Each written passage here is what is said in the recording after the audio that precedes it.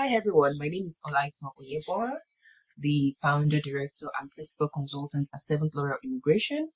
I would like to endorse the event Empowered Women in Business New Brunswick that will be in, and I would like to invite you all to come out and let's support the team to really make this first pioneer event a remarkable one. I am not going to miss it. I'm going to be there, and I hope you join me. We have a lot of information to share. We need to mingle, we need to connect, we need to talk about our challenges, we need to face our fears. How we get to face our fears is a function of connection, communication. Let's talk about those things that is holding us back. Let's talk about the challenges that we're facing, because hey, you're not alone. Somebody has gone through that journey before. This is an opportunity for you to come out and have this conversation. Okay, so see you there.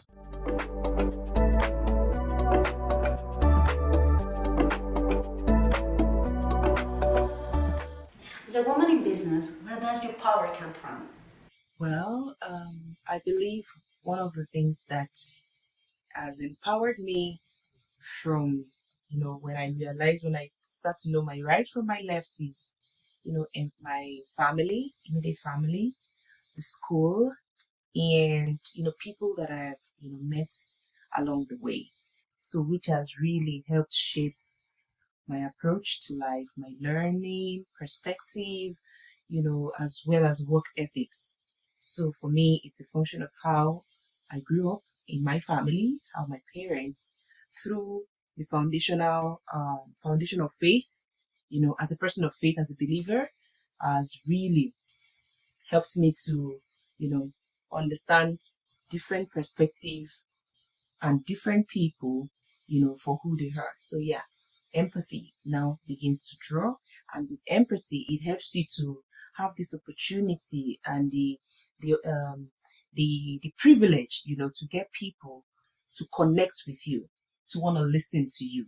Because power is not just saying, "Oh, I am the biggest person or the strongest person here." It's ability to influence people.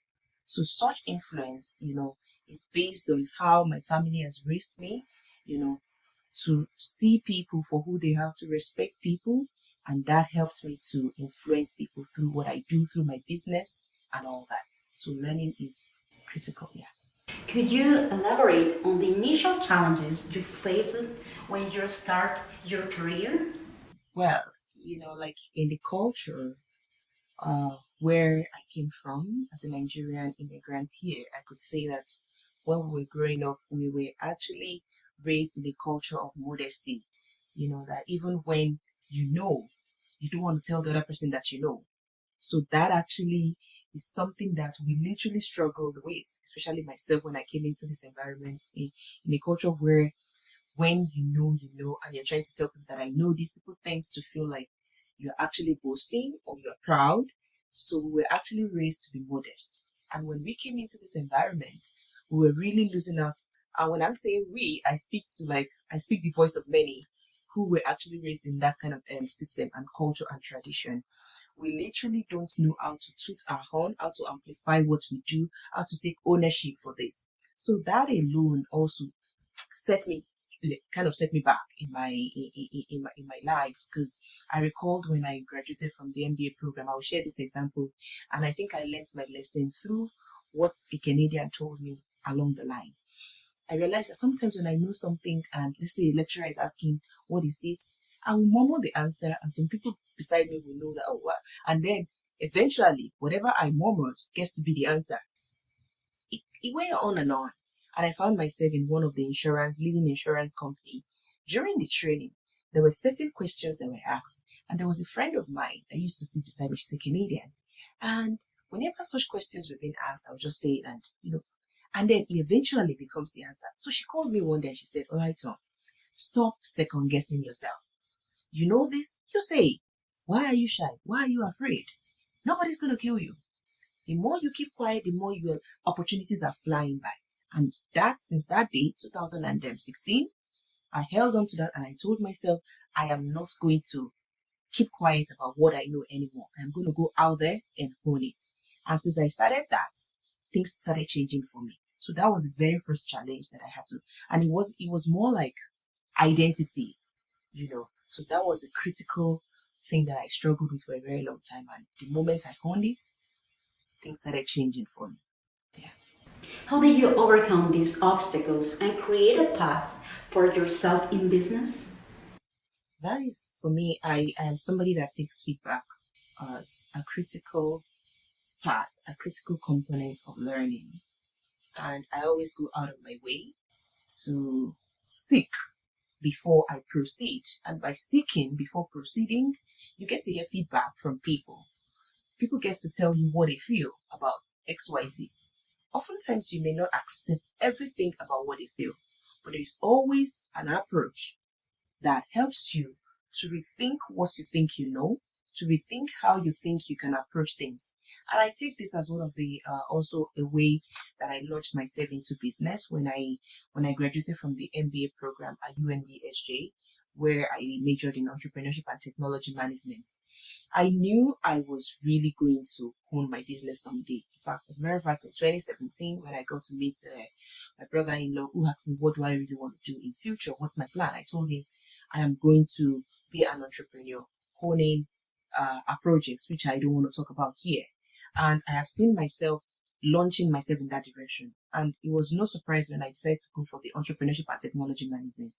Through that, I was able to understand how businesses work from the perspective of the North American, not how we do business from my country of origin. And when that started happening, I was bringing my ideas. I was talking with all the professors in my program, asking them, what do you think this is? Because this is how we do things. Do you think it will ever succeed here?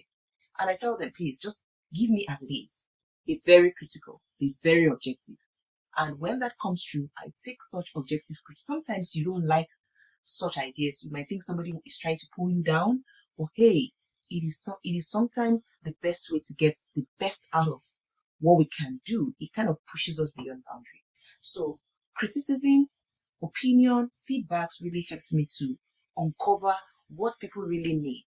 And that was why I started my first business, Oak Ridge Consulting, helping people to discover New Brunswick or anywhere in Canada.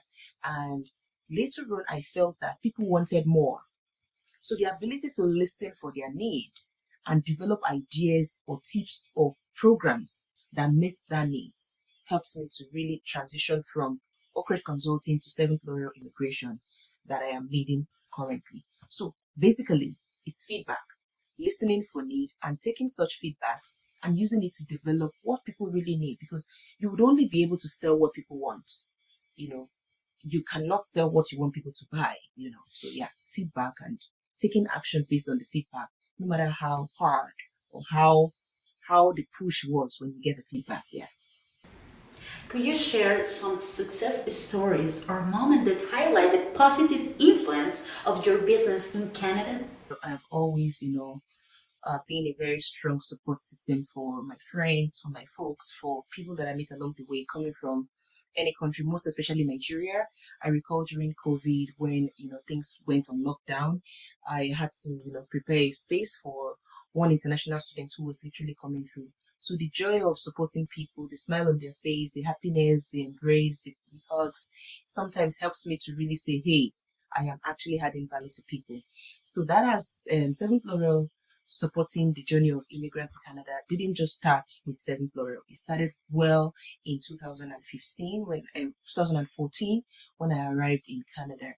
As a matter of fact, there are so many persons that have used a lot of my templates, to plan for journey to the UNB program, and they're still using it, which of course is good for me. So those are the kind of support that I've given to at least well over 200 persons across different provinces in Canada, but majorly New Brunswick. So now moving on to Seventh Laurel Immigration.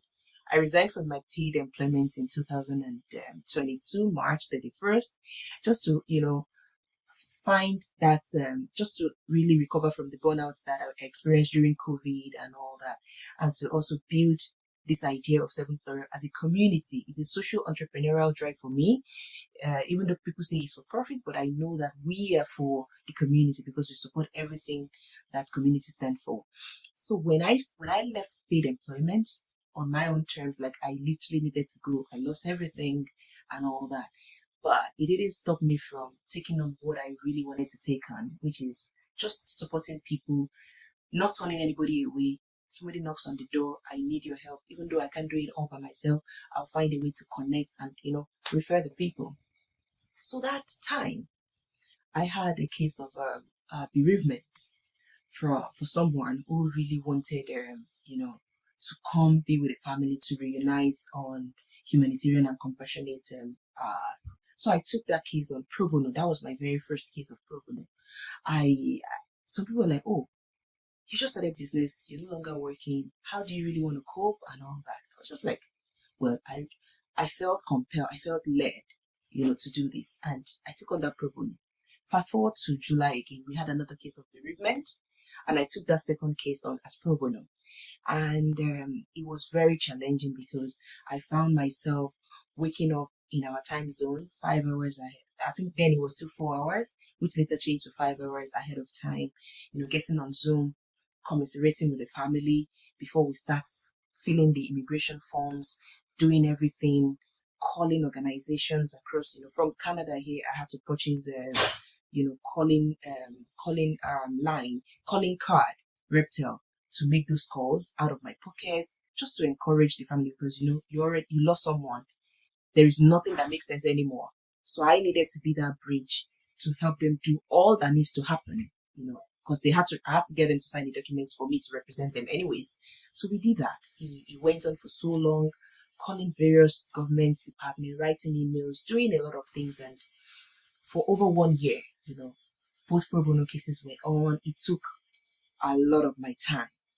But thankfully, both individuals came into Canada last year, and not only did they stay, we were able to also get them, another application that extended their stay because they needed to bond with the family and a lot of things. And as we speak right now, one of them, has been able, through the support of other people, to call New Brunswick our home, and yeah. So I received the news recently, and that was the best New Year gift I ever got, and I am happy that I was able to lend a hand of support for that family. I've never met them before, but I'm glad that I was able to, support. Then the second family also is a Saskatchewan, and I'm glad I was able to also, use the platform of Seventh Laurel to be that community strength and support for these two families. Yeah. What will your participation in Empowering Women in Business 2024 bring to St. John and Atlantic Canada?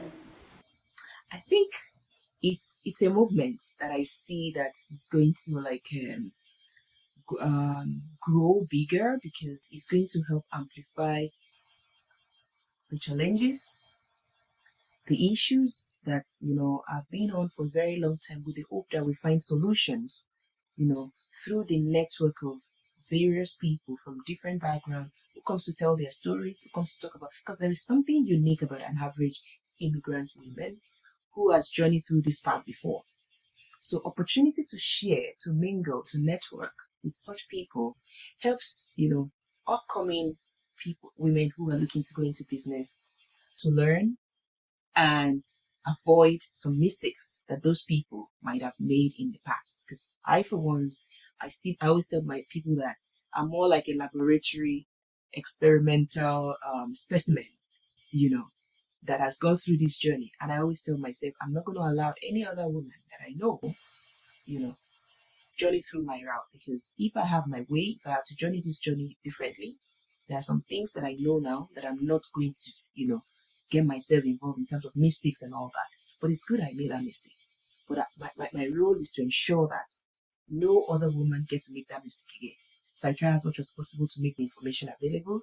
And like I said, I also volunteer with BBPN to ensure that, we share information, we share experiences, we connect people with opportunities. So for me, with the women in business projects that